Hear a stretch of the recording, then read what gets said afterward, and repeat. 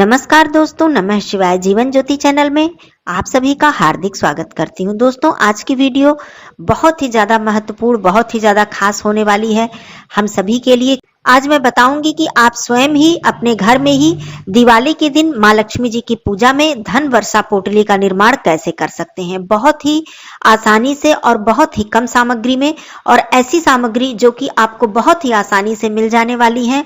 आपको बिल्कुल भी इसमें कठिनाई नहीं होगी और उसका निर्माण करना अर्थात पोटली बनाना बहुत ही आसान है, बहुत ही आसान विधि है।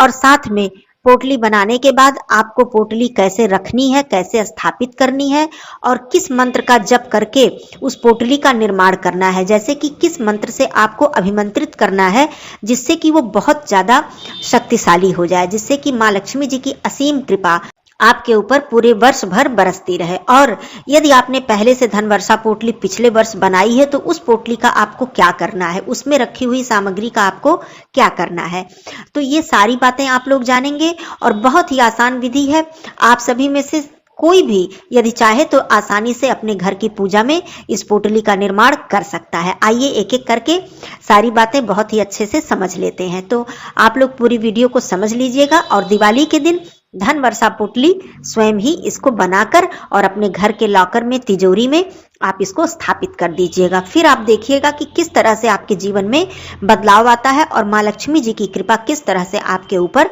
बरसती है। तो वीडियो में अंत तक जरूर बने रहिएगा। चैनल पे यदि पहली बार है तो चैनल को सब्सक्राइब कर लीजिएगा। वीडियो पसंद आता है तो इसे एक लाइक जरूर कीजिएगा और कमेंट बॉक्स में जय माँ लक्ष्मी मैया जरूर लिखिएगा। दोस्तों, आइए सबसे पहले मैं बताती हूँ कि धन वर्षा पोटली आपको किस दिन निर्माण करना है। धन वर्षा पोटली आपको दिवाली के दिन बनाना है। दिवाली पूजा जिस दिन आप करते हैं रात्रि में, जो कि विशेष पूजा शुभ मुहूर्त में की जाती है। दिवाली पूजा पर पूरा वीडियो आ चुका है, सरल पूजा विधि और उसका शुभ मुहूर्त भी उसमें दिया हुआ है। आप लोग जरूर एक बार चेकआउट कीजिएगा, देख लीजिएगा। उसी समय आपको यह धन वर्षा पोटली बनानी है। पहले आइए बात मैं कर लेती हूँ सामग्री की, उसके बाद मैं बताऊंगी कि किस विधि से आपको बनानी है पोटली। आपको चाहिए क्या क्या, बहुत ही आसानी से पूजा पाठ वाली दुकान पर जहां पर पूजा सामग्री इत्यादि मिलती है, आपको ये सारी सामग्री आसानी से मिल जाएगी। सबसे पहले आपको गोमती चक्र चाहिए 5। अगर 5 नहीं मिल पाती है तो 2 ले लीजिएगा, लेकिन 5 मिल जाए तो बहुत अच्छी बात है। कौड़ी ले लीजिएगा, जो कि माँ लक्ष्मी जी का बहुत ही प्रिय वस्तु है। माँ लक्ष्मी जी का जो उद्भव हुआ था वो समुद्र मंथन से हुआ था, समुद्र से वो उत्पन्न हुई थी, इसलिए समुद्र में पाई जाने वाली चीजें उनको बहुत ही अधिक प्रिय हैं। तो कौड़ी ले लीजिएगा, पीली या सफेद कौड़ी ले लीजिएगा, आपको जैसी भी मिल जाती है, कोई इसमें दिक्कत नहीं है। 5 कौड़ी ले लीजिएगा। गांठ वाली हल्दी ले लीजिएगा, छोटी छोटी गांठ, जो देसी वाली गांठ वाली हल्दी आती है वो मिल जाए तो बहुत अच्छी बात है। एक बड़ी गांठ आती है, एक बहुत छोटी छोटी गांठ आती है, उसको देसी हल्दी कहते हैं। आप पूछेंगे किराने की दुकान पे तो आपको पता चलेगा कि हमको देसी गांठ दे दीजिए, देसी हल्दी वाली गांठ, तो वो आपको दे देंगे। यदि नहीं मिलता है तो बड़ी गांठ भी आप ले सकते हैं। 5 ले लीजिएगा। धनिया, जो धनिया साबुत धनिया आता है, हम लोग किचन में प्रयोग में लाते हैं, तो धनिया आप ले लीजिएगा 5 चुटकी। ऐसे चुटकी से 5 बार ले लीजिएगा या 7 बार ले लीजिएगा, बहुत ज्यादा आपको एक मुट्ठी नहीं लेना है। अक्षत, अक्षत के बारे में आप इस ध्यान देना है 2 बातों का। एक तो आपका जो अक्षत है उसे आप पहले से अच्छे से बीन कर, मतलब चुन कर उसको रख लीजिएगा, उसमें खंडित दाने बिल्कुल ना हो। अक्षत का मतलब ही होता है जो टूटा हुआ ना हो, वो ले लीजिएगा। और उसको आप हल्दी में थोड़ा सा कलर कर लीजिएगा, बिल्कुल पानी में भिगा कर घोल करके आप उसको मत भिगाइएगा, नहीं तो आपका जो पोटली आप बनाएंगे तो उसमें अक्षत खराब हो जाएगा। बिल्कुल हल्दी उस पर छिड़क के और ऐसे हाथ से थोड़ा सा आप मसल देंगे तो वो पीला कलर हो जाएगा अक्षत। उसको आप 5 चुटकी या 7 चुटकी ले सकती हैं, बहुत ज्यादा अक्षत भी आपको नहीं लेना है। अब बात करती हूँ और कौन कौन सी सामग्री है। आपको सिक्का लेना है। सिक्का यदि चांदी का मिल जाता है जिसमें माँ लक्ष्मी जी और गणेश भगवान जी विराजमान रहते हैं तो बहुत अच्छी बात है। नहीं मिलता है तो आप नॉर्मल सिक्का भी ले सकते हैं। उसको पहले गंगा जल से धुलकर पवित्र कर लीजिएगा, उसके बाद आप रखिएगा पूजा स्थल पे। मैं बताती हूँ कैसे रखना है। अब एक चीज और मैं बताऊं, देखिए ये आप ले भी सकते हैं, नहीं भी ले सकते हैं। यदि आपके पास श्री यंत्र है या फिर आप मंगा सकते हैं, मंगाना चाहते हैं तो आप रख सकते हैं, क्योंकि इससे और भी ज्यादा ये पोटली आपकी जो है वो शक्तिशाली हो जाएगी। नहीं है श्री यंत्र तो कोई बात नहीं है, आप बिल्कुल ये मत सोचिएगा कि आपकी पोटली में कोई कमी है, नहीं है तो कोई बात नहीं। और उसके बाद आपको एक सामग्री और लेनी है, पुष्प लेना है। यदि आपको कमल का पुष्प मिल जाता है तो बहुत अच्छी बात है, नहीं तो गुलाब का पुष्प भी आप लोग ले सकते हैं। कमल या गुलाब दोनों ही पुष्प ले सकते हैं। दिवाली के दिन वैसे आसानी से फूल इत्यादि आपको मिल जाते हैं। बस इतना ही सामग्री आपको लेना है, न बहुत ही ज्यादा महंगी सामग्री है और न ऐसी सामग्री है कि आपको बहुत ही ज्यादा कठिनाई हो इसे पाने में।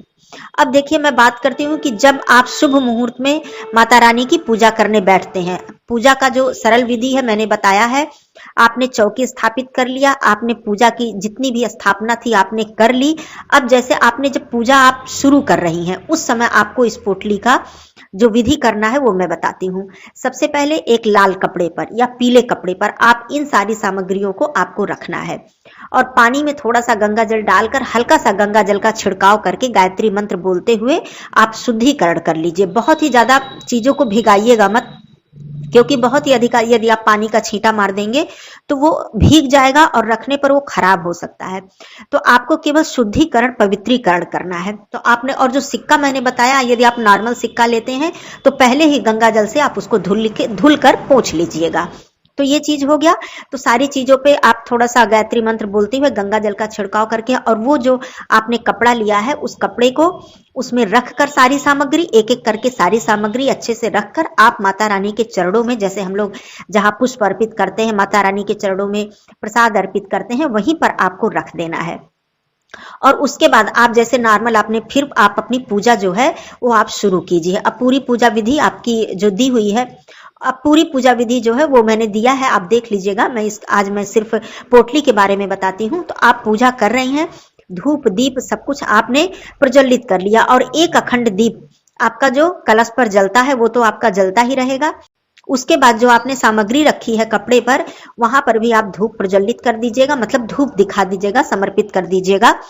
उसके बाद आपने जब अपनी पूजा समाप्त कर ली, आपकी पूजा हो गई, तब आप इस पोटली के निमित्त मंत्र पढ़ेंगे, मतलब मंत्र से इस पोटली में रखी हुई सामग्री को अभिमंत्रित करेंगे आप। अब मंत्र की बात मैं बताऊं कि आपको किस मंत्र से अभिमंत्रित करना है। वैसे तो आप माँ लक्ष्मी जी के बीज मंत्रों से यदि अभिमंत्रित करते हैं पोटली को, तो ये पोटली और भी ज्यादा शक्तिशाली हो जाती है। अब कम से कम जो बीज मंत्र है आपको पोटली के निमित्त एक माला तो करना ही है। एक माला आप कर लीजिएगा, यदि कमलगट्टे की माला आपके पास है तो आप कर लीजिएगा, नहीं तो आप कोई चीज गिनती करके जैसे मूंगफली के दाने या चने इत्यादि गिनती करके 108 रख लीजिए और उसी से आप अभिमंत्रित कर लीजिए। मतलब गिनती करने के लिए मैं बता रही हूँ, रख लीजिए और आप 108 बार बोलकर मंत्र इस पोटली को अभिमंत्रित कर लीजिए। अब मंत्र के बारे में आपको मैं बताती हूँ। बीज मंत्र वैसे तो सबसे उत्तम सबसे शक्तिशाली मंत्र है माता जी का जो बीज मंत्र है, ओम श्रीम ह्रीम श्रीम कमले कमलालय प्रसीद प्रसीद ओम श्रीम ह्रीम श्रीम महालक्ष्म्यै नमः। ये मैंने बहुत ही आसानी से धीरे धीरे बोल के बताया है, मैं स्क्रीन पर भी दे दूंगी, आप लोग इसको देख सकते हैं। दूसरा मंत्र आपको चाहिए, वो भी बीज मंत्र है, बहुत ही आसान है, ओम ह्रीम श्रीम लक्ष्मीभ्यो नमः। यह भी मंत्र आप बोलकर आप पोटली को अभिमंत्रित कर सकते हैं, या फिर पोटली रखकर आप 3 बार या 7 बार श्री सूक्त का पाठ करके भी इस पोटली को अभिमंत्रित कर सकते हैं। और कोई भी बीज मंत्र आप 5 बार या 7 बार उसके बाद पढ़ लीजिए, इससे भी आपकी पोटली अभिमंत्रित हो जाती है। तो ये कर लीजिएगा। आपकी पोटली जब अभिमंत्रित हो गई, उनसे प्रार्थना कीजिए कि हे माता रानी, आप स्थिर रूप से अस्थायी रूप से हमारे घर में निवास कीजिए। इस तरह से करके आपको पोटली रात में नहीं उठानी है। वो जो कपड़े पे आपने सामान रखा है, अभी आपने पोटली नहीं बनाई है, जो आपने सामान रखा है सारी सामग्री को अभिमंत्रित करने के बाद, प्रणाम करने के बाद, प्रार्थना करने के बाद, फिर आपने क्षमा आपको मांगनी है, क्षमा प्रार्थना कर लेना है। उसके बाद वहीं पर रात्रि भर उस सारी सामग्री को उसी तरह कपड़े पर छोड़ देना है। अब आपको पोटली स्थापित कैसे करना है, उसकी विधि क्या है, कब स्थापित करना है, ये भी आइए समझ लेते हैं। तो अगले दिन सुबह, दिवाली के अगले दिन सुबह आप स्नान आदि करिए, अपना जो नित्य कर्म है करिए, प्रतिदिन की जो पूजा है वो करिए और फिर माँ लक्ष्मी जी की विधि विधान से पूजा अर्चना कीजिए। जैसे हम लोग सुबह प्रतिदिन पूजा करते हैं तो उस तरह से आप माँ लक्ष्मी जी, गणेश भगवान, जो भी आपने चौकी पर स्थापना की है, पूजा अर्चना आप कर लीजिए। अब उसके बाद आपको एक एक करके जो सारी सामग्री है, यदि आपने लाल कपड़े में रखा है तो लाल कपड़े को ही उठाकर इस तरह से पोटली की तरह, जैसे हम लोग एक बांधते हैं पोटली, किसी एक कलावा से आप उसे बांध दीजिएगा। और एक बटुआ भी आता है लाल कलर का, जो बटुआ उसमें खुद बांधने वाली डोरी होती है, यदि वो आपने ले लिया है तो उसमें भी आप लोग रख सकते हैं, कोई दिक्कत नहीं है। तो इस तरह से आप एक लाल कपड़े में उसे रखिए, बांध लीजिए या फिर बटुए में रखिए। एक एक करके आप सारी सामग्री आप रखिए। सबसे नीचे पुष्प रखिए, सबसे पहले उस पोटली में आप पुष्प रखिए। पुष्प रखने के बाद एक एक करके गोमती चक्र रखिए, कौड़ी रखिए। उसके बाद आप जो सिक्का है, नॉर्मल है या चांदी का सिक्का है, उसे रखिए। हल्दी की गांठ रखिए, धनिया और अक्षत रखिए आप। उसके बाद यदि आपने श्री यंत्र रखा है तो आप श्री यंत्र रखिए। मतलब जितनी भी सामग्री है आप एक एक करके रख लीजिए। उसके बाद आप उसे, जैसे कि मैंने बताया, यदि आपका नॉर्मल कपड़ा है तो आप उसे बांध दीजिए कलावा से, और यदि आपका जो पोटली है, बटुआ है, तब तो उसमें डोरी लगी है, उसे बांध दीजिए।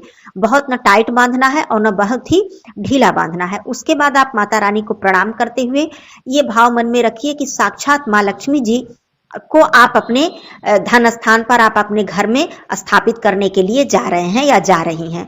भाव की ही सारी बातें हैं दोस्तों। सारी जो पूजा पाठ, जितनी भी चीजें हैं, जितनी भी विधि है, ये सारी श्रद्धा और विश्वास पर ही डिपेंड करती हैं।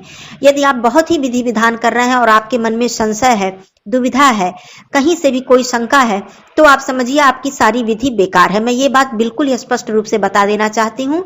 ये जितनी भी विधियां हैं, ये सारे भाव के ऊपर ही डिपेंड करती हैं और हमारे विश्वास के ऊपर डिपेंड करती हैं। तो आप यदि ये कार्य कर रही हैं या कर रहे हैं तो पूर्ण विश्वास, 100% विश्वास के साथ कीजिएगा। एक भी रत्ती मात्र का, एक जैसे कहा जाता है सुई के नोक के बराबर भी अविश्वास आपके मन में नहीं आना चाहिए। तो ये तो बात हो गई। अब आप पोटली को उठाएंगे, प्रणाम करेंगे और ऐसा आप महसूस कीजिए कि आप स्वयं माता लक्ष्मी जी को विराजित करने के लिए ले जा रहे हैं। अब आप उठेंगे तो जैसे आप जब आ रहे हैं वहां से, पूजा स्थल से उठकर या आ रही हैं, तो डायरेक्ट आपको पीछे नहीं मुड़ना है। जैसे कि जो आपने चौकी स्थापित की है, जहां पर माता लक्ष्मी जी की मूर्ति है, श्री गणेश भगवान जी की मूर्ति है, वहां पे आपको पीठ नहीं दिखानी है, मतलब पीठ नहीं करना है। आपको इस तरह से आना है कि पीछे आपका पीठ उस तरफ ना होने पाए। आप लेकर आइए जो भी आपका अलमारी है, तिजोरी है या लॉकर है, या जहां भी आप रुपए पैसे रखते हैं, कोई ऐसा स्थान है, वहां पर ले जाकर आप उस पोटली को स्थापित करें। स्थापित कैसे करें? सबसे पहले नीचे कोई आप नोट रख सकते हैं। जैसे आप 10-20 यदि नहीं 100-50 का रख देते हैं तो बहुत अच्छी बात है। 500 का है तो और अच्छी बात है, लेकिन 100-50 भी आप रख सकते हैं। और उस नोट को रखने के बाद आप उसके ऊपर पोटली को स्थापित कर देंगे और माता रानी को प्रणाम करेंगे। यदि हो सके तो समय समय पर, प्रतिदिन कर सके तो धूप दीप आप दिखा दिया करिए। सुबह के समय जब आप पूजा करते हैं या संध्या के समय, प्रतिदिन नहीं हो सकता है तो आप जैसे शुक्रवार का दिन हो गया, पूर्णिमा का दिन हो गया, या कोई व्रत उपवास त्योहार का दिन हो गया, तो ऐसे समय पर आप धूप दीप प्रज्वलित करते रहें, दिखाते रहें। अब उस पोटली को वर्ष भर आपको वहां से हटाना नहीं है, न ही उस पैसे को, जो आपने नोट नीचे रखा है, उसको भी नहीं हटाना है। कोई भी आवश्यकता पड़ जाए आपको नहीं हटाना है। और ये भाव रखना है कि वहां पे साक्षात माता लक्ष्मी जी विराजमान है। जब भी आप धूप दीप करें तो बहुत ही श्रद्धा और प्रेम से उन्हें प्रणाम करते हुए धूप दीप कर दें, और वहां पे उसे छूना नहीं है, न हटाना है और न इधर उधर हिलाना है, सरकाना है। ऐसी जगह पे रखें कि आपको फिर वहां से इधर उधर करने की आवश्यकता न पड़े। तो इस तरह से आप वहां पे विराजित कर दें और उसके बाद जैसा कि मैंने बताया, धूप दीप करते रहें। अब अगले ही वर्ष इस पोटली को आपको लक्ष्मी पूजा के दिन, अर्थात दिवाली पूजा के दिन ही हटाना है। अब मैं ये भी बता दूं कि पिछले वर्ष यदि आपने धन वर्षा पोटली की स्थापना की है, विराजित किया है, तो उसका क्या करना है। तो मान लीजिए आपने किया है, तो जितनी भी सामग्री मैंने बताई है आपको दोबारा से लेने की आवश्यकता नहीं है। केवल उसमें से कौन सी सामग्री हटा दीजिएगा? पुष्प हटा दीजिएगा, क्योंकि पुष्प सूख जाते हैं। अक्षत हटा दीजिएगा और धनिया हटा दीजिएगा। बाकी कोई सामग्री आपको हटाने की जरूरत नहीं है। दोबारा से आप गंगा जल छिड़काव करके और शुद्धिकरण आपको कर लेना है, या फिर कपड़े से आपको पोंछ लेना है। और ये 3 चीज, पुष्प और धनिया और अक्षत, आपको केवल दोबारा से लेकर उसमें रखना है।